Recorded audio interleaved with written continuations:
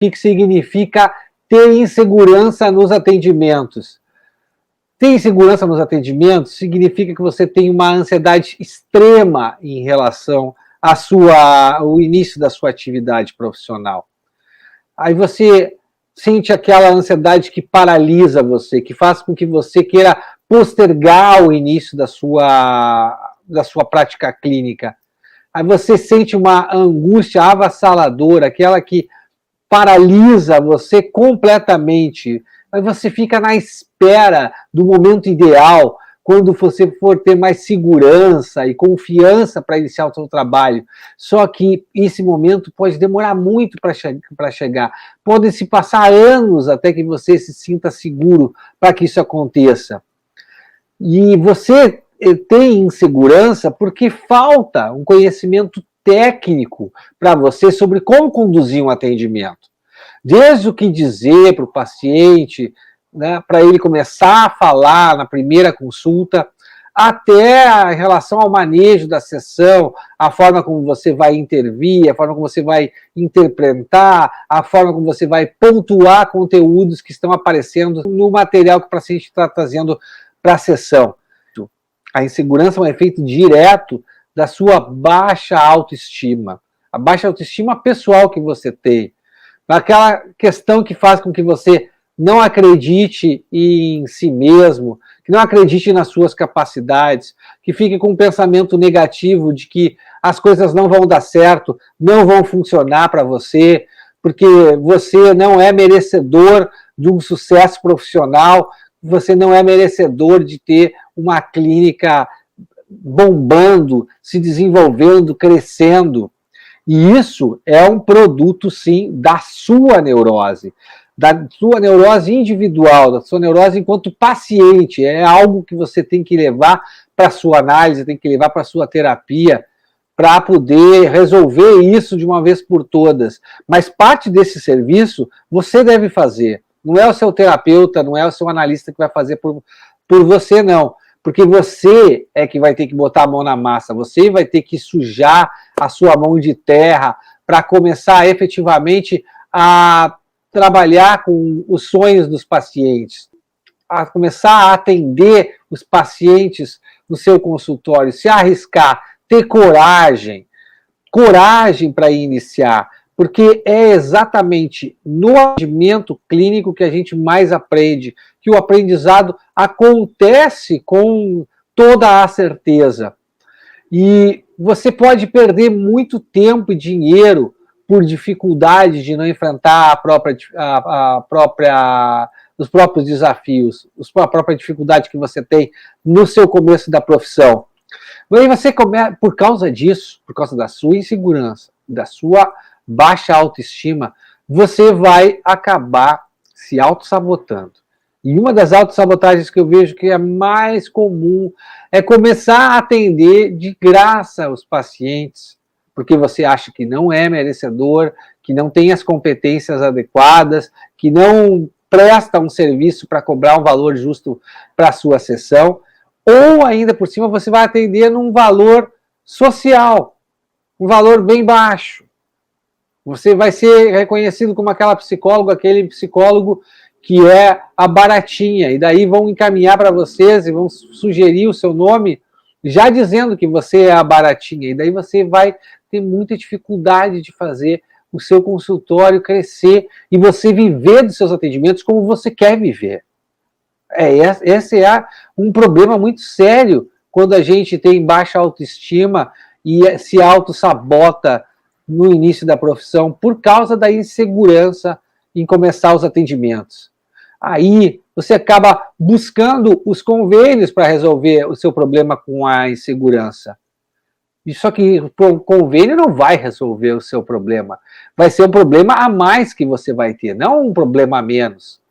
E você vai fazer isso na esperança que, terceirizando as suas dificuldades para os convênios, terceirizando a sua dificuldade de captar paciente, de fidelizar paciente, de fazer com que os pacientes se engajem no tratamento, você vai ter os seus problemas resolvidos, mas não vai ter. Você vai ter um problema a mais depois, porque você vai ter que depois ver uma estratégia, vai ter que botar um plano em ação para deixar os convênios de lado, se posicionar de outra maneira na profissão e poder cobrar o valor justo pela sua sessão, um valor que lhe traga retorno do seu investimento de anos para se tornar um psicólogo e um psicanalista competente. E aí você vai ter resultados limitados com os convênios, porque os convênios não vão te dar grandes resultados na terapia, e você vai achar que o problema está em você, sem se dar conta dos problemas que o convênio traz para os seus atendimentos. A começar, que eles impõem, tem um tempo de sessão, a maioria deles ao menos, que não é condizente com a prática clínica que entrega resultados eficazes para resolver os problemas emocionais dos pacientes. É isso que acontece. Vou contar uma história para vocês. Quando eu estava na Itália, eu junto com outros vários colegas, nós fundamos um laboratório psicanalítico, onde vários colegas, se não me engano eram 11 colegas, viramos sócios. Nós pegamos uma estrutura grande, com 4 salas, e eram 12 colegas. 4 salas e ficava 3 colegas em cada sala. Na minha sala, tinha 2 colegas, a Ariana Adamo e a Antonella Pucci, que eram muito inseguras em relação aos atendimentos. Elas não queriam atender, não tinham coragem em fazer os seus atendimentos. E o que acontecia? Eu até tentava ajudá-las, né, a dizer para elas, vamos lá, vamos começar a atender, enfim, está na hora, nós estamos aqui, nós botamos dinheiro aqui, nós botamos dinheiro para alugar esse espaço, para mobiliar esse espaço, para fazer toda a organização de como é que ia ser, quem é que ia receber os pacientes novos que chegavam, porque tinha uma roda, um rodízio que a gente tinha que respeitar e tudo mais. E as colegas diziam, não, eu quero esperar quando eu tiver feito mais tempo de análise, quando eu estiver me sentindo segura, agora eu fico muito ansiosa, eu fico muito insegura. E aí eu ficava com dó dessas colegas, porque elas tinham investido tempo, elas tinham investido dinheiro, e bastante dinheiro, para abrir a estrutura e não se sentiam aptas, não queriam atender.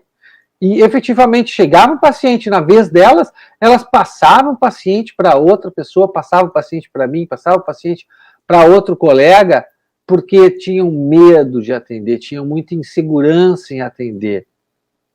Não se sentiam dominando a técnica, não se sentiam dominando a teoria, e aí ficavam perdendo tempo e perdendo dinheiro. É como se você tem uma moto em casa, por exemplo, uma Harley Davidson, mas você nunca anda com ela porque tem medo de cair com ela na rua e se espatifar e se machucar, ou tem medo que roubem você. Aí você investe tempo para escolher a moto que você quer, fica lá pesquisando tudo mais, horas, dias, fica namorando a moto que você quer, guarda o dinheiro, compra a sua moto que não é barata, uma Harley Davidson custa, né, uns 70 mil reais, e aí você deixa a moto em casa, por insegurança, por medo. De que adianta ter uma moto dessas em casa e não usar? Ah, mas daí você pode protestar e dizer, eu estou no início da profissão, eu quero ter mais conhecimento antes de começar a atender. Mas saiba que é justamente porque você está no início da profissão que você tem que se jogar, que você tem que ter a confiança, ter coragem para começar a atender. Porque é justamente quem está no início da profissão que precisa aprender, e não se aprende nem perto do que você consegue aprender atendendo. O melhor lugar para a gente aprender e se tornar psicanalista, se tornar psicólogos que trabalham com diagnóstico, que reconhecem as estruturas da personalidade, que entregam resultados valiosos para os seus pacientes, é na prática. Não tem livro que vai ensinar mais do que a prática. Não tem seminário que vai ensinar mais do que a prática, nem supervisor, nem a sua análise pessoal. Essas coisas são importantes também, mas nada substitui a prática. A prática é o elemento principal de qualquer aprendizado. E não é só na psicologia, não, é em qualquer área de atuação.